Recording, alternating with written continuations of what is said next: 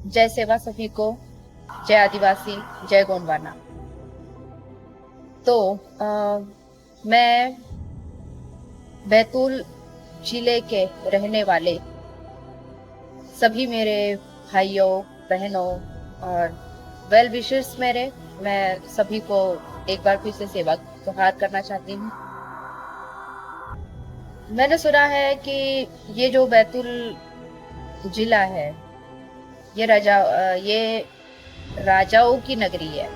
राजा गोंड राजाओं की नगरी है। किसी समय में एक राजा हुआ करते थे, इल राजा इल की नगरी के नाम से बैतूल शहर को जाना करते थे।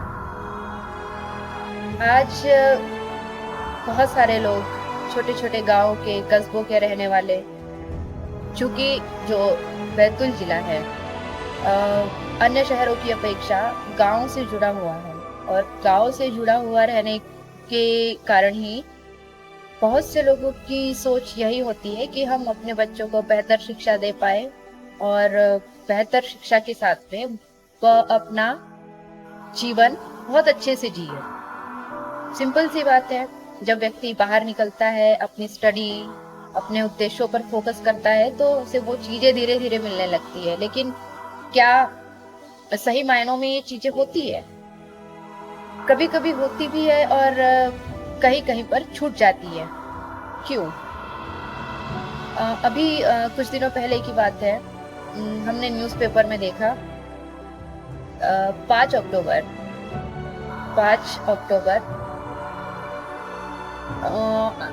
भैंसदेही, तहसील भैंसदेही की बात है। न्यूज़पेपर में लिखा हुआ था कि एक आदिवासी लड़की के साथ में छेड़छाड़ और बलात्कार जैसा कृत्य हुआ है। उसी के कुछ समय पश्चात मैंने देखा कि वही न्यूज़ किसी दूसरी जगह से फिर से सुनने को मिलती है। वाई? क्यों? और केवल ट्राइबल गर्ल्स के साथ में ही ऐसी घटनाएं क्यों होती है? एक नहीं, मैक्सिमम यदि हम देखें तो ये तो केवल जिले की बात हुई, हम देश दुनिया तक तो पहुंच ही नहीं पाते हैं। तो ये सवाल हमेशा से मन में उठता रहता है, बार बार उबाल मारता है, सवाल आता है, छूट जाते हैं। देखने में आता है कि मेरा समाज जो है बहुत जागृत सा हो रहा है। अब हर चीजों को लेकर एक आंदोलन का रूप ले लेते हैं। लोग सड़कों पर आने लगे हैं। सड़कों पर आने का एक रीजन केवल इतना नहीं होना चाहिए कि कल कोई घटना हुई है, हमने एक कागज उठाया, एक ज्ञापन तैयार किया और जाकर जिला मुख्यालय में हम दे आए। क्योंकि उसमें सारी घटनाएं लिखी हुई हैं, एक लड़की के साथ में जो भी घटनाएं हुई है उसमें लिखित है। एक व्यक्ति पढ़कर सुनाएगा, साहब आएंगे, आपसे कह देंगे कि ठीक है, हम आपका काम कर देंगे। हमने राज्यपाल के नाम यदि हम ज्ञापन दे रहे हैं, ठीक है, राज्यपाल तक आपकी बात पहुंच जाएगी, बात खत्म, क्लोज। अब इसके बाद क्या होगा?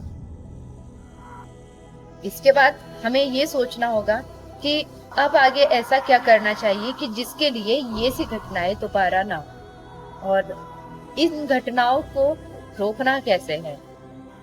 क्यों आखिर बार बार ट्राइबल गर्ल्स के साथ में इस प्रकार की घटनाएं घटित होती है? कभी ये सोचने में बिल्कुल नहीं आता। जो चीजें हो रही है उसको, वो चीजें तो हो रही है। सबसे पहला सवाल मेरा ये है कि जो गर्ल्स जो है, ट्राइबल गर्ल्स, इनका माइंडसेट किस प्रकार का है? अभी जो ट्राइबल गर्ल्स है, इनकी थिंकिंग क्या है, किस प्रकार की सोच रखते हैं? आई नो कि आज की जो जनरेशन है सभी पढ़ी लिखी है, बेटर अंडरस्टैंडिंग है और नॉलेजेबल है। सभी अपने अपने विचारों को अपने तक सीमित रखना भी उचित समझते हैं, but that is not the point. क्या होता है ना कि जब गांव से कोई व्यक्ति शहर की ओर आता है तो कुछ चीजें ऐसी होती है जो उन लोगों के सामने पहली बार होती है। और जब पहली बार चीजें सामने आंखों के सामने आती है तो थोड़ा व्यक्ति क्या होता है ना, लाइक सूर्य की रोशनी जब आती है तो आंखें झिलमिला जाती है, ठीक उसी प्रकार से। तो गांव के माहौल से उठकर व्यक्ति जब शहर की ओर आता है तो थोड़ा चकाचौंध भरा माहौल देख पाता है। अब बाहर आए हैं हम एक उद्देश्य लेकर, क्योंकि क्या होता है ना, हम काफी समय से इन सारी चीजों को अपने आसपास देखते आ रहे हैं। तो माइंडसेट कुछ इस तरीके का हो रखा है। घर से बाहर आता है व्यक्ति एक अपना कापी पुस्तक लेकर, लेकिन क्या वो प्रॉपर पढ़ाई कर पा रहे हैं?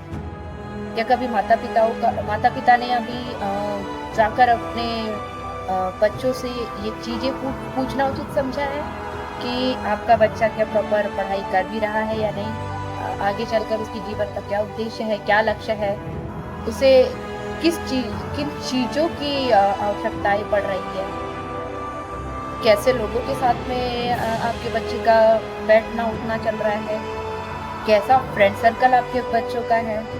तो ये सारी जिम्मेदारी बनती है पेरेंट्स की। The most of the point of my question कि बच्चों का माइंडसेट कहाँ से तैयार होता है। सेकेंडरी एजुकेशन स्कूल कॉलेज से मिलता है बच्चों को, लेकिन प्राइमरी एजुकेशन घर से ही मिलता है। जो चीजें बच्चा घर पर सीखता है धीरे धीरे वो अपने जीवन में उतारने लगता है। तो माता पिता का एक दायित्व होता है, बच्चा कहाँ जा रहा है, किन लोगों के साथ में उनका जो सारी चीजें एक्टिविटीज होती है किन लोगों के साथ में चल रही है, फ्रेंड सर्कल किस हिसाब का है। तो ये चीजें पेरेंट्स को सोचना पड़ेगा।